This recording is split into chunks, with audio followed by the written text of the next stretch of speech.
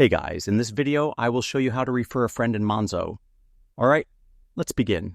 So this is going to be a very easy one and a fast one, so let's start our video.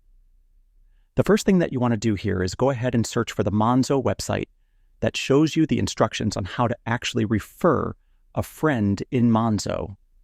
So the first step is to click on the button above to get your unique Refer a Friend link and share it with your friends.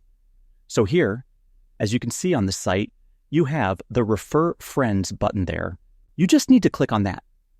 The second step is your friend accepts the invite and applies for a Monzo account within 30 days of your link generation.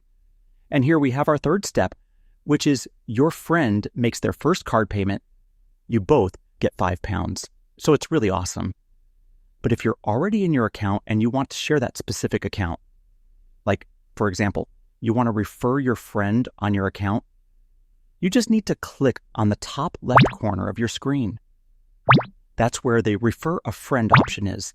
And from here, you could just share your link to your friend, and that's basically it. So that's basically how you can refer a friend in Monzo. And that's it for this video.